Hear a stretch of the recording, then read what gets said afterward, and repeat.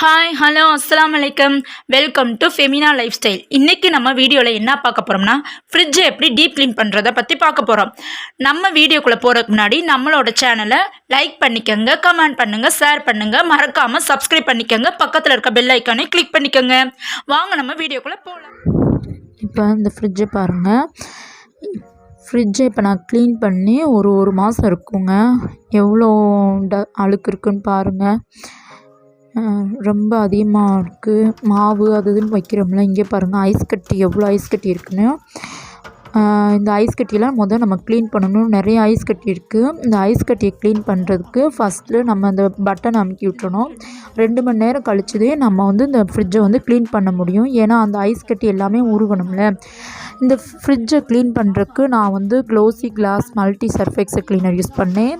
நீங்கள் அந்த Surf Excel cleaner பக்கத்தில் சூப்பர் மார்க்கெட்டில் இருக்கும், அங்கே வாங்கிக்கோங்க. அப்படி இல்லாட்டினா வினிகரும் சர்ஃபெக்சல் லிக்விட் ஏதாவது அதை ஊற்றிக்கோங்க. இல்லாட்டினா விம் ஜெல் இருக்கும்ல, அந்த விம் ஜெல் யூஸ் பண்ணிக்கோங்க. அது ரெண்டையும் கலந்து அப்படியே கொஞ்சோண்டு தண்ணி ஊற்றி கலந்து அதை இந்த மாதிரி ஸ்ப்ரே பண்ணுற இதில் நீங்கள் எடுத்துக்கோங்க.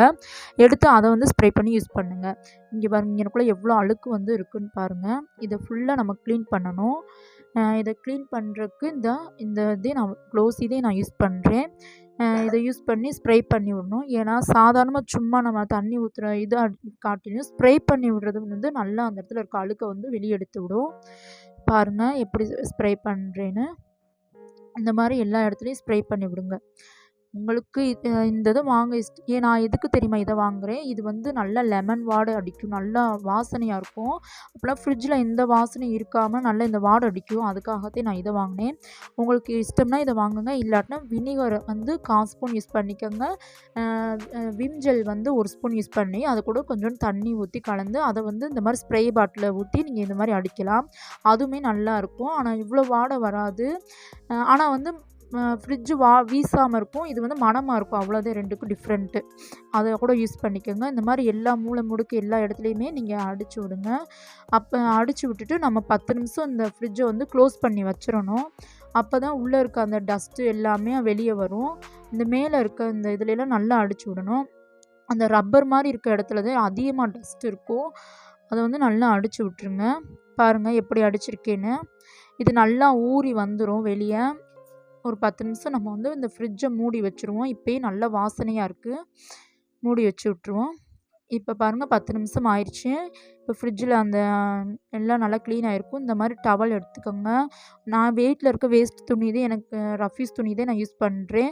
உங்களுக்கு வேணும்னா நீங்கள் ஆன்லைனில் ஆர்டர் பண்ணி வேணால் நீங்கள் துணி வாங்கலாம், அதுவும் நல்லாயிருக்கும். எனக்கு இந்த பனியன் கிளாத் துணியும் நல்லா இஞ்சும், அதனால் எனக்கு ரஃபீஸ் துணியும் நான் யூஸ் பண்ணிக்கிடுவேன். பாருங்கள், உங்களுக்கே தெரியுதா லேசாக துடைக்கும் போதே எப்படி அந்த இது வெளியே நல்லா க்ளீன் ஆகுதுண்டு. பாருங்கள், நல்லா க்ளீன் ஆகும்.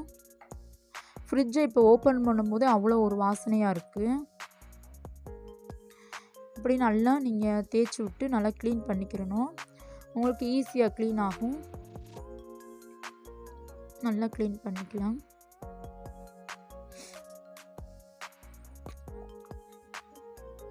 பாருங்கள், இப்படி ஒரு தடவை இப்படி தேய்க்கும் போதே எப்படி வருதுன்னு பாருங்கள். அந்த அழுக்கு நான் உங்கள்கிட்ட காமிக்கிறேன் பாருங்கள். தொடச்சி விட்டு ஒரு தடவை நீங்கள் தேய்க்கும் போதே அந்த டஸ்ட்டு ஃபுல்லாக அப்படியே வந்துடுது. நல்லா அழுத்தி லேசாக தேய்ச்சி விடுங்க. பாருங்கள் டஸ்ட்டு எப்படி இருக்குன்னு பாருங்கள். இங்கே பாருங்கள் எவ்வளோ வந்துருச்சுன்னு. அதுக்கப்புறம் ஃபுல்லாக நம்ம ஃப்ரிட்ஜு ஃபுல்லாக இப்படி க்ளீன் பண்ணி எடுத்துக்கிறணும். வச்சு தேய்க்கும் போதே நல்லா க்ளீன் ஆகி ஃப்ரிட்ஜு வந்துடும். ஃப்ரிட்ஜ் ஆகி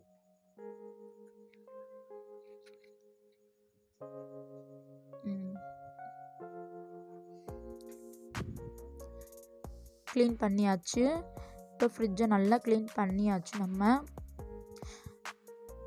இதே மாதிரி வெளியவும் ஸ்ப்ரே பண்ணி விட்டு ஃப்ரிட்ஜு 3 பக்கமும் நல்லா ஸ்ப்ரே பண்ணி விட்டு க்ளீன் பண்ணிக்கிடுவோம்.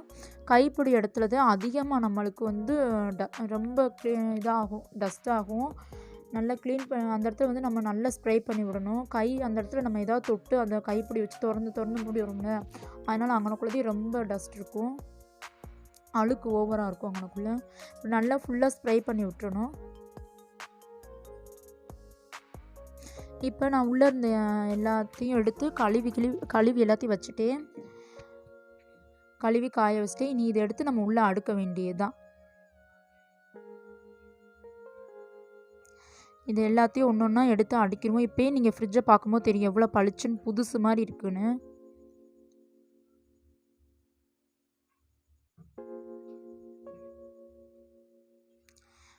பாருங்க, இது ஒரு டைட்டாக இருக்குது. எல்லாத்தையும் அடுக்கிட்டேன். ஃப்ரிட்ஜ் நல்லா பளிச்சுன்னு இருக்குது. இதை நீங்களும் ட்ரை பண்ணி பாருங்கள், கண்டிப்பாக உங்களுக்கு பிடிக்குது. இந்த ஸ்ப்ரே வாங்கி யூஸ் பண்ணுங்கள், இல்லாட்டினா நீங்கள் வினிகரும் விம் ஜெல் யூஸ் பண்ணுங்கள், அதுவுமே சூப்பராக தான் இருக்கும். இப்படி எந்த தட்டில் உங்களுக்கு வேணுமோ உங்களுக்கு வேணுன்ற மாதிரி அட்ஜஸ்ட் பண்ணி நீங்கள் வச்சுக்கலாம். வச்சுக்கோங்க. இது க்ளீனாக எல்லாம் ஃப்ரிட்ஜ் எப்படி க்ளீனாக இருக்குன்னு பாருங்கள். அவ்வளோதேங்க. இதை நீங்களும் ட்ரை பண்ணி பார்த்துட்டு எனக்கு கமெண்ட் பண்ணுங்கள் எப்படி இருக்குன்னு. ஓகே, பாய்.